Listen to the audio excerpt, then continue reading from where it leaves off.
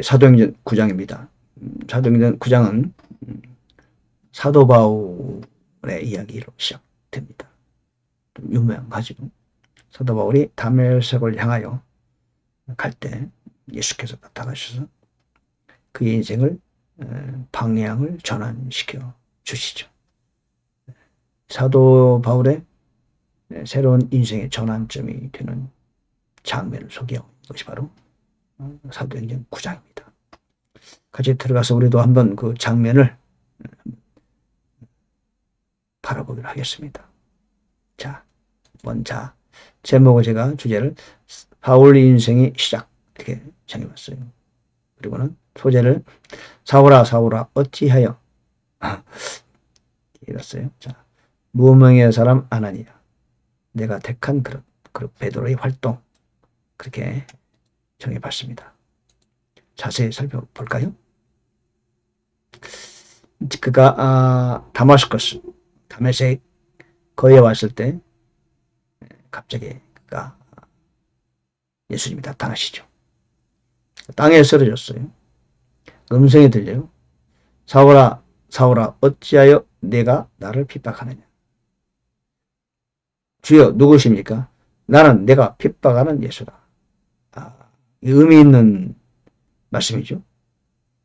지금 사도 바울 전에 사울이 누구를 핍박하러 갔죠? 예수 믿는 자를 핍박하고 박해하는 거죠. 예수 믿는 자를 잡아다가 옥에 가두려는 일을 하고 있는데, 근데 예수님이 뭐라고 하시냐?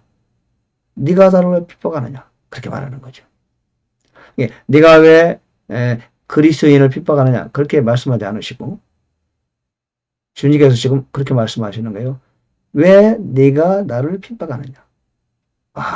참 얼마나 참 우리가 위안이 되는 말씀이에요. 나는 복음 전하다가 어려움을 겪고 핍박을 받아요. 예수 믿는다는 그것 때문에 집안에서 주위 사람들로부터 어려움을 겪고 손가락질 받고 핍박받아요. 그런데 내가 받고 있는데 지금 예수님이 그러시는 거예요. 아니다. 네가 받고 있느냐? 내가 받고 있는 거다. 네가 어려움을 겪는 것은 내 대신 네가 받는 거야. 그렇게 말씀 아닙니까? 그렇죠? 그러니까 내가 믿음으로 인하여 또는 사역으로 인하여 복음으로 인하여 내가 어려움을 겪는 것은 내가 겪는 것이 아니고 예수님이 겪는 거예요. 예수님이 겪는 그것을 내가 대신 겪고 있어요. 이거 얼마나 특권입니까? 이거는 아무나 가지는 특권이 아니에요. 여러분 복음 때문에 사역 때문에 예수 이름 때문에 지금 어려움을 겪고 핍박받습니까? 여러분 특별한 은혜입니다. 그거는 아무나 받는 은혜가 아니에요. 특별히 선택받은 사람들의 특권입니다. 왜요? 내가 핍박을 받는데 예수님이 내가 받는다라고 말하시는 걸 볼 때 지금 내가 받는 핍박은 예수님 대신 내가 받는 거다. 이런 축복이 어디 있습니까? 여러분 믿음으로 인하여 핍박받습니까? 하나님을 위한 사역 때문에 어려움을 겪습니까? 엄청난 복을 받은 사람입니다. 특별히 선택받은 분이십니다. 오늘 이 말씀이 증거는 아니겠습니까? 두 번이나 말씀하시잖아요. 네가 나를 핍박하느냐? 나는 내가 핍박하는 예수라. 지금 사울은 예수님 핍박한 적 없어요. 예수 믿는 그리스도인을 핍박하는 건데도 불구하고 예수님이 그렇게 말씀하시는 거예요. 바로 저와 여러분을 위해서 말씀하는 거 아니겠습니까? 자, 사울아, 사울아. 예수님 불러요. 그죠? 사울은 예수는 몰라요. 근데 예수님 먼저 나오셔서 사울아, 사울아. 너 방향이 잘못된 거야. 그러는 거죠. 방향성의 문제예요. 사울이 나쁜 사람 아니죠. 다만 하나님을 섬기는 방향성의 문제예요. 방향만 전환되면 되는 거죠. 그런데요, 저는 그걸 얘기해요. 좀 있으면 택한 그릇에 나오지만, 사울이 그토록 교회를 핍박하자 그에 대한 대가를 선하게 지불하게 돼요. 그의 사역으로 지불하게 되죠. 방향성의 문제 때문에 사울은 그렇게 그리스도인을 핍박하게 되었죠. 하나님께서는 사울아 그의 이름을 부르면서 방향을 전환시켜 주십니다. 예. 하나님 우리를 인도해 주시는 거죠. 두 번째, 무명의 사람 아나니아. 그 사도행전 9장에서는 사도 바울의 주인공이지만은 사실은 그 사도 바울을 도와줬던 그 사람이 아니라면 사도 바울이 대단히 어려웠을 거예요. 그 이름이 누구죠? 아나니아라는 사람이었어요. 다메섹에 살고 있는 예수님의 제자인데 그가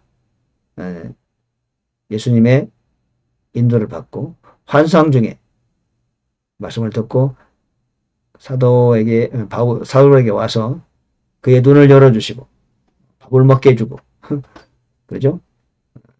그를 침례까지 베풀어 줘요.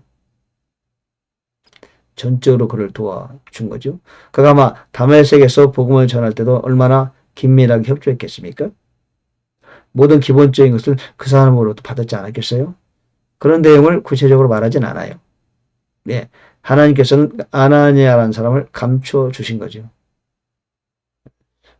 무명의 사람 아나니아지만 그는 아주 특별한 일을 한 사람이죠. 엄청난 사람 사도 바울 후에 됐지만 그 사울을 아주 중요한 때 도와준 사람 아나니아. 우리는 그런 사람도 간혹 있어요. 우리는 밖으로 나타나 보인 그것만을 보면 안 되겠죠. 무명의 사람들의 손길도 우리는 볼 수 있어야 돼요. 그렇죠? 그래서 이 성경은 아나니아에 관하여 상당히 상세히 기록합니다. 그러나 그 이후에 아나니아는 더 이상 등장하지 않습니다. 성경에.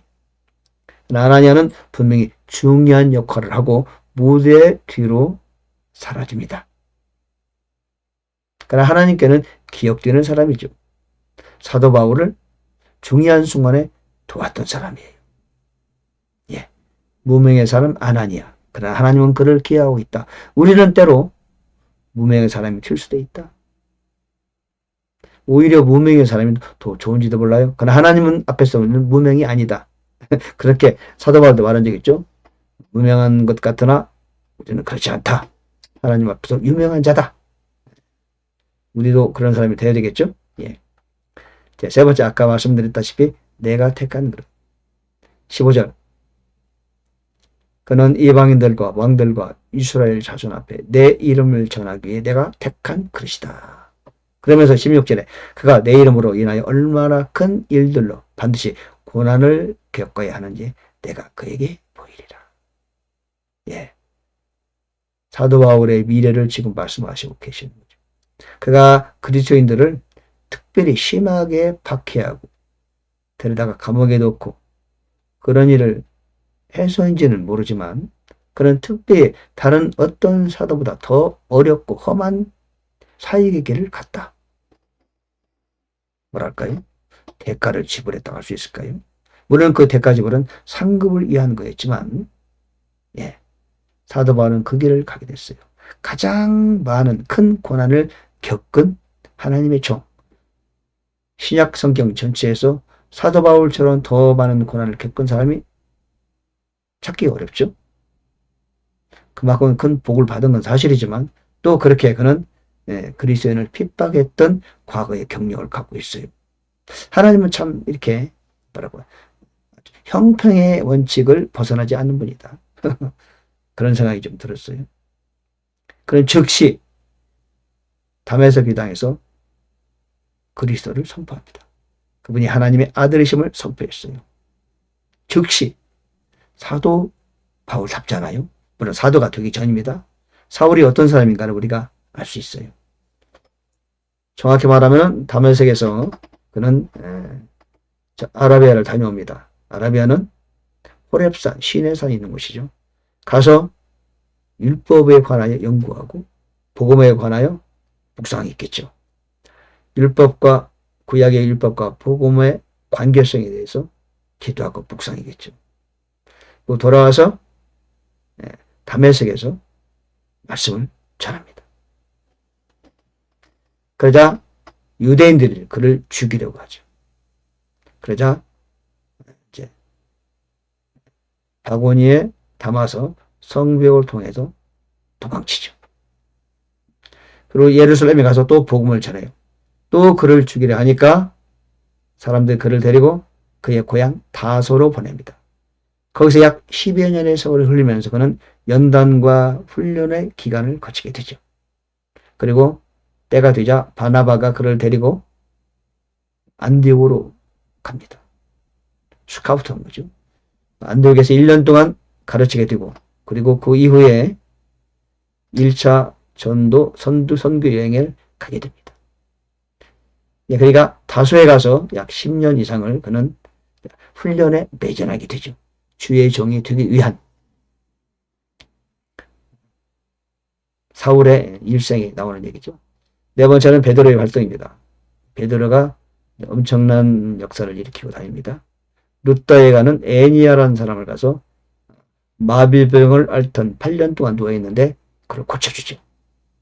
그러자 루다와 샤로나에 있던 모든 사람들이 그를 보고 주께로 돌아오니라. 그래서 성경은 기록하고 있어요. 베드로를 통하여 루다와 샤로나에 있던 모든 사람들이 주께로 돌아왔다고 성경은 분명히 기록합니다. 그뿐 아니라 욥바의 다비다라 하는 여제자, 죽어서 타락에 누워 있었는데 잠시 무릎 꿇고 기도하고는 죽은 시체를 향하여 다비다야 일어나라.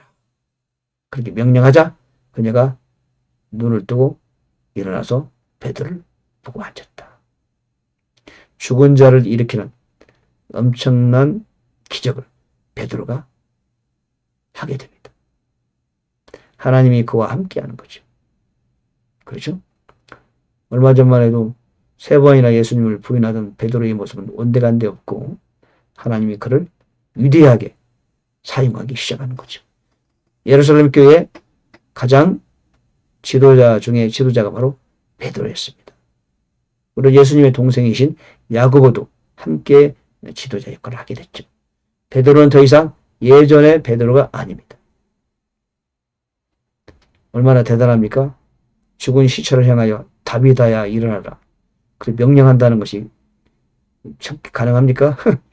얼마나 놀라운 믿음을 소유한 베드로였기에 그렇게 죽은 다비다를 향하여 일어나갑니까? 놀랍죠? 사람 변하는 건 시간 문제 같아요. 제가 보기에 어떤 사람을 두고 우리는 함부로 평가하면 안 되는 것 같아요. 그렇죠? 예전에 베드로고 지금 베드로 상상이 됩니까? 비교가 안 되죠. 그럼에도 지금 베드로는 더 이상 옛날의 베드로가 아니죠. 위대한 사도 베드로의 모습을 우리에게 보여주고 있어요. 그렇게 그러면 그동안의 세월이 많이 지났느냐? 그렇게 많이 지나지도 않았어요. 사람은 얼마든지 그렇게 변할 수가 있다. 모든 사람에게는 무한한 가능성과 잠재력이 있는 거죠. 우리 주위 사람들에게 그동안에 기존에 봤던 어떤 의면을 보고 사람을 평가하면 안 되는 거죠. 나 역시 마찬가지, 여러분 자신도 마찬가지죠. 여러분 자신도 자신을 함부로 평가하시면 안 돼요. 우리 자신도 나를 함부로 평가하면 안 돼요. 나를 가볍게 보면 안 돼요. 나도 얼마든지 기회가 되면 하나님은 나를 얼마든지 위대하게 사용하실 수 있다. 베드로, 불황무식한 어부 출신이죠. 그런 그가 위대한 사도가 되었고, 구약은 어떻습니까? 요셉이 대단한 인물이었나요? 그저 그런 사춘기 소녀였는데 하나님이 그를 13년 동안 연단하시고 난 다음에 참 최강국을 다스리는 국무총리가 됐어요. 얼마든지 우리도 우리의 인생이 하나님 손에 잡히면은 획기적인 변화를 가져올 수 있다. 그러므로 나 자신도 나에 대해서 함부로 포기하지 마십시다. 함부로 판단하지 마는 거죠. 여전히 나 자신에 관하여 가능성을 열어두는 것이 좋은 거죠. 하나님의 손길이 있을 수 있도록 우리의 마음과 생각을 열어두는 것이 필요하다고 저는 생각합니다. 여전히 기도하면서 말입니다. 그렇지 않습니까? 여러분 어떻게 생각하십니까? 자, 바울 인생의 시작. 그것은 곧 여러분의 인생의 시작입니다. 사울아 사울아 어찌하여, 하나님께서는 여러분의 이름을 부르면서 바울아 바울아 어찌하여 라고 부를 수도 있죠. 무명의 사람 아나니아, 그러나 하나님 앞에는 그런 무명의 사람이 아니다. 내가 택한 그릇 사도 바울, 그러나 여러분도 하나님께서 너는 내가 택한 그릇이야 라고 말할 수도 있죠. 베드로가 지금 엄청난 활동을 하고 있죠. 그러나 몇 년 전에 베드로는 그저 그런 보통 사람에 불과했어요. 그러나 그 하나님께 부참비가 되자, 그 하나님께 마음을 열고 하나님께 기도를 드리고 자기 인생을 드리자 하나님은 그를 위대한 자로 만들어 주셨다. 저와 여러분도 그런 가능성은 여전히 남아있다. 어떻습니까? 그렇지 않습니까? 지금 사도행전 9장을 우리에게 주신 이유는 우리도 그런 자세와 그런 마음으로 살아라. 베드로가 곧 내가 될 수 있고 사울이 내가 될 수 있고 내가 곧 아나니아도 될 수 있다. 그런 뜻 아니겠습니까? 저는 성경을 그렇게 대합니다. 감사합니다. 또 뵙겠습니다. 할렐루야.